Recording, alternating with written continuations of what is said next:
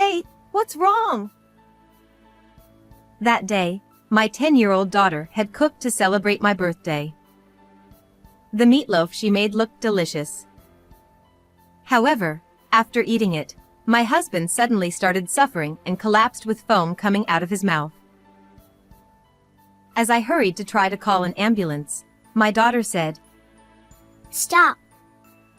I did this to Dad." Those shocking words froze me. What on earth is happening? After this, a series of surprising truths were revealed, making it a birthday I would never forget.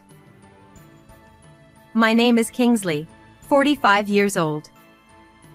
I quit my job when I got married and have been a housewife ever since. My husband, Andrew, who is 2 years older than me, works in sales at a large company and is known for his top performance. I met Andrew through a mutual friend, Caroline, who has been my best friend since college. Andrew and Caroline were colleagues at the same company, and the three of us started meeting together. Eventually, Andrew and I began dating and got married. Even after our marriage, we continued to have a close relationship with Caroline, who, being very dedicated to her work, remained single, saying she had no interest in marriage. We have a daughter named Alice. She was a bright child who learned words faster than others and could remember the names of things after being taught just once. Alice showed a strong interest in cooking and, by the age of 3, was already holding a knife and standing in the kitchen with me. On weekends, the three of us enjoyed meals made by Alice. However, our happy daily life began to change when Alice turned 10. Andrew's work suddenly became very busy, and he started coming home late every day, no longer having meals at home. He used to always eat at home no matter how late he came back. What's going on? Moreover, from that time, Andrew's attitude clearly became colder. Even when he was at home, he would just look at his phone screen, and when we talked to him, his expression would immediately darken, showing an annoyed attitude. Alice couldn't help but notice this. "Hey Mom, is Dad tired from work lately? He always has a scary face." I'm sorry, Alice. It seems like he is very busy every day. You must be lonely not being able to play with him. Seeing Alice's sad expression as she looked down, I thought I couldn't let this continue and decided to talk to Andrew. That day, Andrew came home late again and didn't get to see Alice. After changing his clothes, he lay down on the sofa and started fiddling with his phone. Seeing him smile at the screen, I thought, maybe he's in a good mood now, and walked over to him. "Thank you for working so hard until late every day. I understand that you're very busy lately, but could you make a little more time for the family?" What? Are you complaining to me? Who is working so hard every day until I'm exhausted? His smile disappeared, and he responded in a strong tone, frowning. I instinctively braced myself. "I can endure it, but isn't it unfair to Alice?" I want to be with Alice if I have time too. But it's work, so there's nothing I can do. Do you even know who we owe this good life to? Fearing that Alice might hear Andrew's loud voice, I gave up on discussing it that day. However, Andrew's work only got busier, and he started saying he had to work on weekends too, leaving the house even on holidays. He never had to work on weekends before. Could it be? Recalling Andrew's recent behavior, I couldn't help but suspect he was having an affair, so I consulted my friend Caroline. However, she laughed it off, saying I was overthinking it, and I convinced myself that Andrew would never do such a thing. Still, my anxiety didn't go away as Andrew continued to be absent from home. Seeing my distress, one day Alice suggested we cook together. Alice had inherited an old laptop that Andrew used for work and enjoyed looking up recipes on it. "You're worried because I'm not feeling well, right?" "Thank you, Alice." Mom, you always say that we should eat something delicious when we're feeling down. I felt guilty for making Alice worry and decided to have fun cooking and eating together. There's no point in moping around. I need to fix my relationship with Andrew for Alice's sake. I resolved to do so, but Andrew's busyness didn't ease up. Then, something happened that added to my already troubled mind. One day, Alice's teacher called, saying, "I'm worried because Alice has been forgetting her homework and other things lately." Alice, who was usually very responsible, always did her homework and prepared her things for the next day without being told. Come to think of it, Alice has been acting strange lately. I wonder if something happened at school. Around this time, Alice, who used to love cooking, started spending more time alone in her room. "You seem down. Are you okay?" Yeah. I just had a little fight with a friend. Don't worry, Mom. Alice didn't want to talk about it any further, so I had no choice but to leave her be. Still, it's better than not being able to talk at all. But when we had meals with Andrew, she would quickly eat and return to her room without saying a word. "Hey, don't you think Alice has been acting strange lately?" That's normal for girls her age. It's just a phase, nothing to worry about. Unlike my anxiety, Andrew seemed indifferent, which frustrated me. Then one day, out of the blue, Andrew suggested having a birthday party for me. He's so carefree, even though Alice is still down.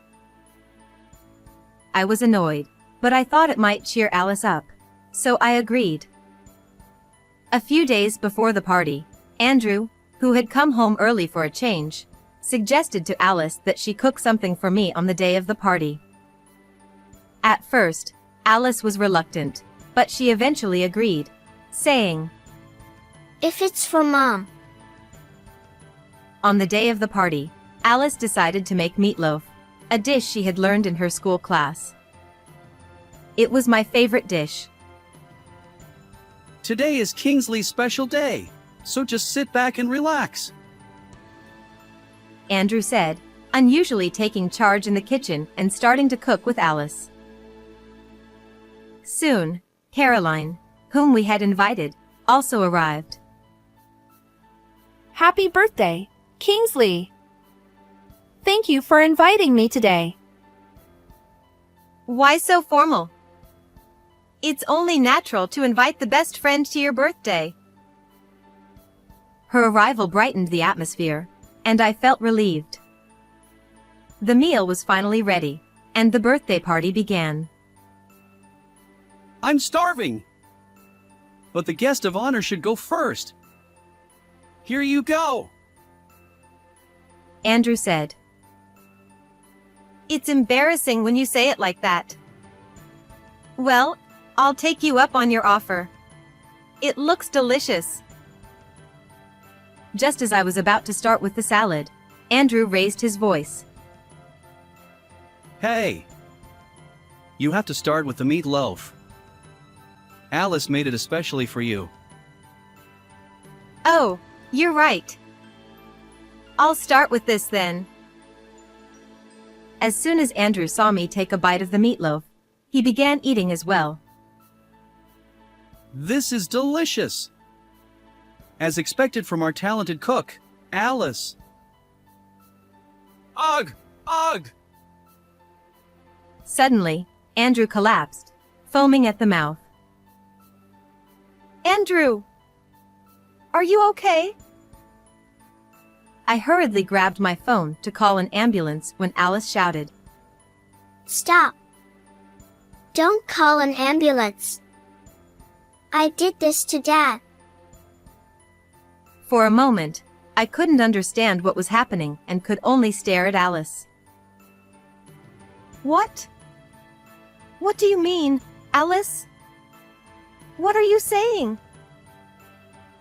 Alice remained silent, looking down, as if she couldn't hear my panicked voice. At that moment, Andrew began groaning in pain again.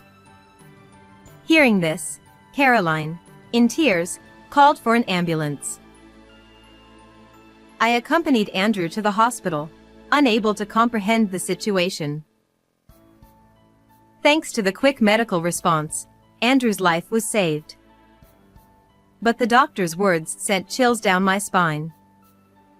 They suspected that Andrew's symptoms were due to an overdose of medication. When asked if I had any idea what could have caused it, I could only shake my head. In the end, the cause remained unknown. Wait a minute. Could it be what Alice said? The words "I did this" kept echoing in my mind, filling me with dreadful thoughts. Once Andrew was stable, I returned home alone and cautiously asked Alice, who had been waiting at home, about the truth.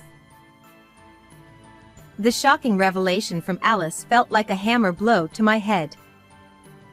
Determined to uncover the truth, I decided to take action.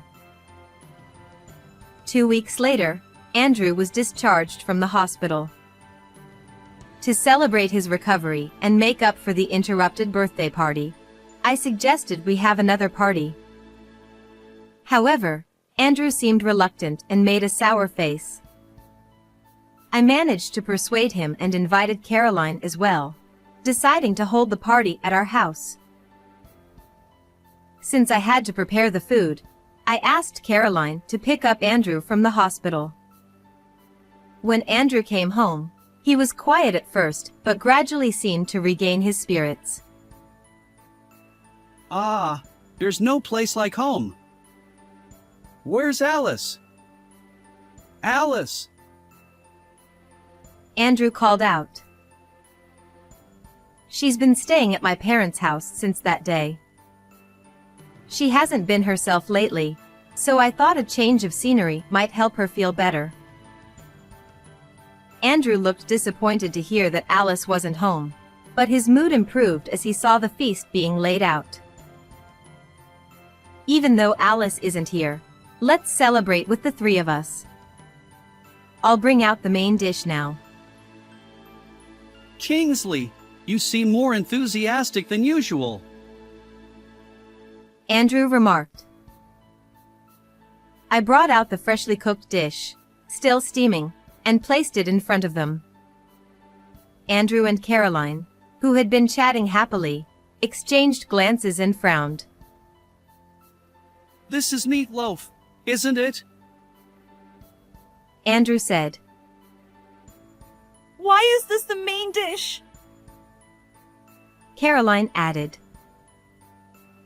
Ignoring their reactions, I sat down and said, If I remember correctly, this is your favorite dish, right? Don't be shy, dig in.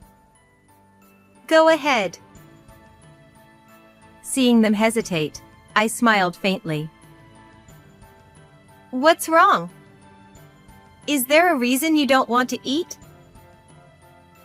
Looking startled, they cautiously took small bites. Kingsley's meatloaf is always delicious.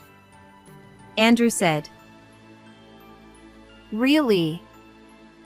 You've always been a great cook. Caroline added. Trying not to laugh at their awkward smiles, I began eating as well. Yes, I did a good job. Ugh, ugh.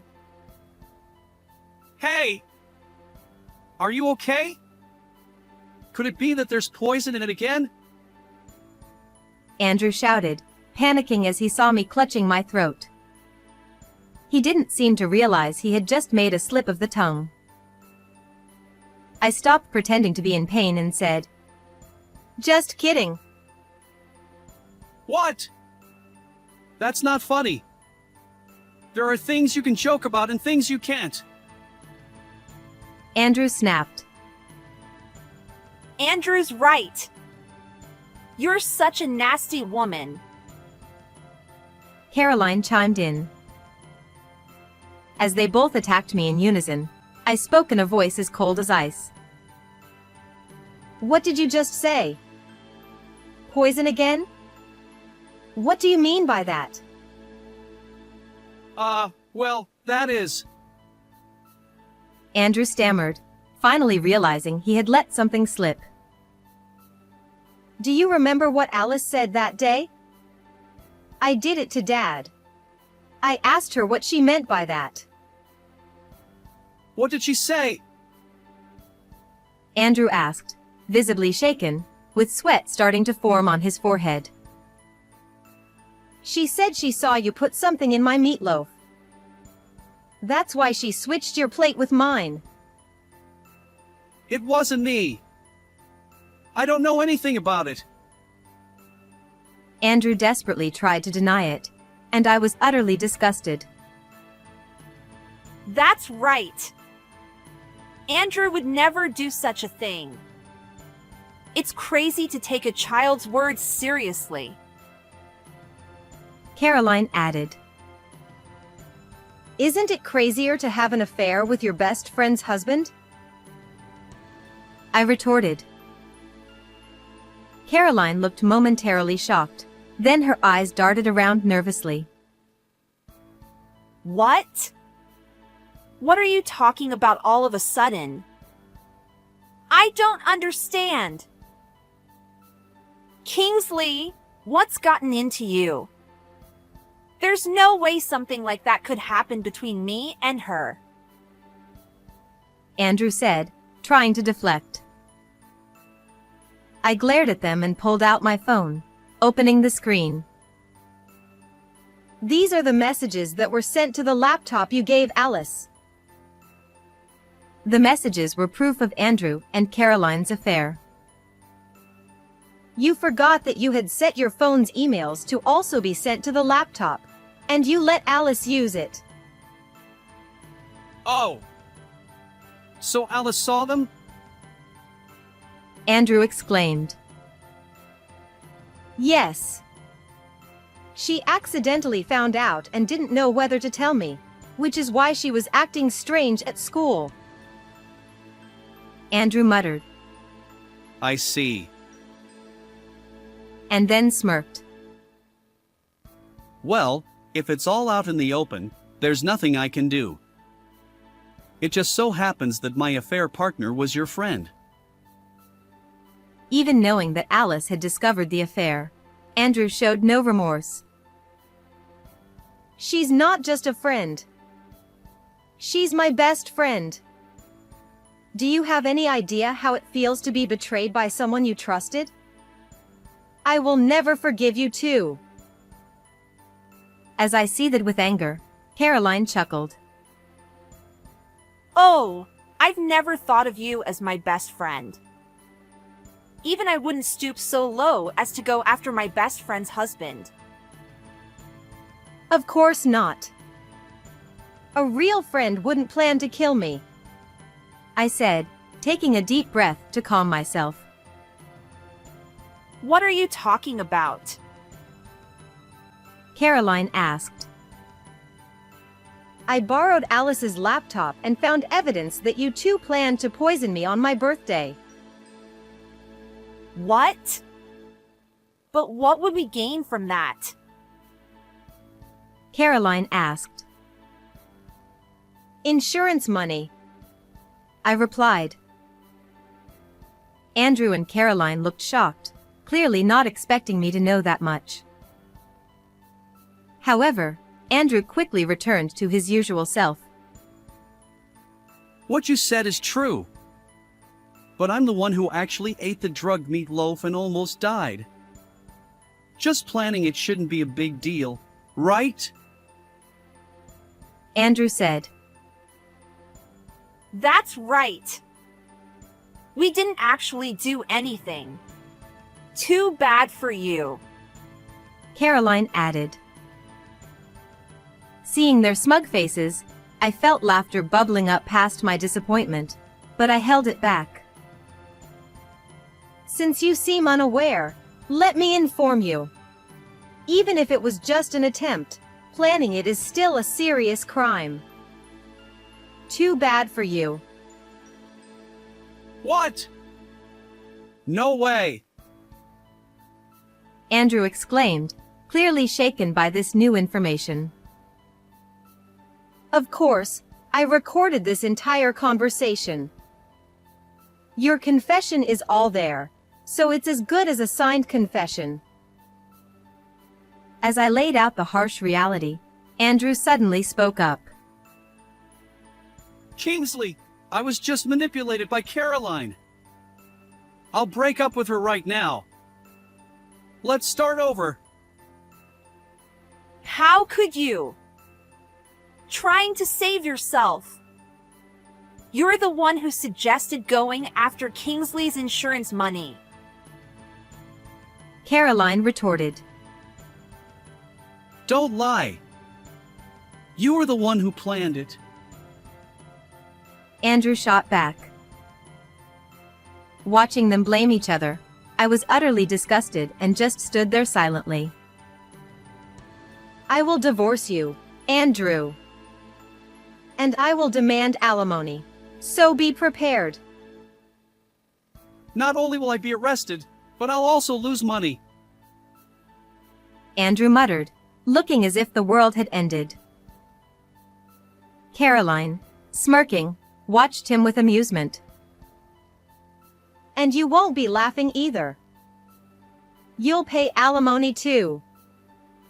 After all, I'm a nasty woman, right? Why did it come to this? My life is over. Caroline cried, collapsing and sobbing, but I felt nothing. I told you, I will never forgive you too. Enjoy your time together in prison. Seeing their stunned faces, I felt a sense of relief. The evidence I submitted was crucial, and Andrew and Caroline were arrested for their crimes. My divorce from Andrew was finalized, and I demanded $50,000 in alimony and $120,000 in child support. Andrew paid it all in a lump sum by selling his savings and the apartment we lived in. I also demanded $30,000 in alimony from Caroline, who initially resisted but paid up once a lawyer got involved. I decided to move back to my parents' house with Alice. At first, Alice was still down, but she soon returned to her usual self, and we started cooking together in the kitchen. Alice, who now dreams of becoming a chef, is growing up so fast, and I look forward to seeing her future. How did you like this story? Don't forget to subscribe to the channel.